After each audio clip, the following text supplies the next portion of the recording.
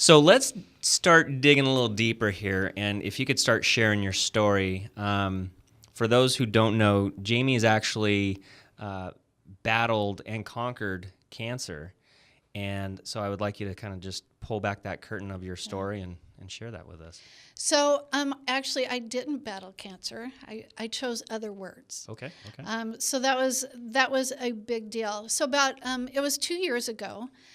It was at the very beginning of what's called an open enrollment period, in which I have 3 months to write as much new business and help as many people as I possibly can.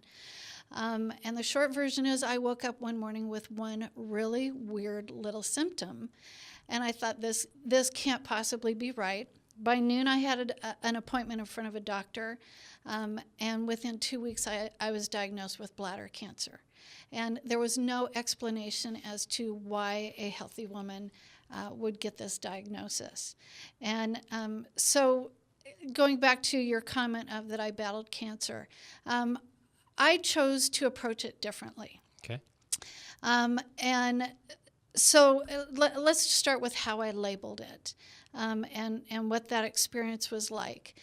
So between that first doctor visit and 2 weeks later when I was going to have, it's a CT scan and a test called acystoscopy, and that's where they slide a little camera up into your bladder and can actually see what's going on in there. I had 2 weeks in between those two visits. And so being the intelligent woman that I am, I went to Dr. Google and practically every day was Googling my one little symptom. And for 2 weeks, I kept getting basically the same result, is that it was bladder cancer. And so I had 2 weeks to mentally prepare. And as I was driving to that final doctor visit where I was going to have the CT scan and the camera thing up close and personal, I realized in a moment of clarity in my car, just said, Jamie, you have cancer. And I paused a little bit, and then I thought, now what? What am I going to do with this? So I am a big fan of self-help books and podcasts, which is why I love yours so much, because I've watched them all and gotten so much out of them. But so I have a long history of watching motivational podcasts and reading books.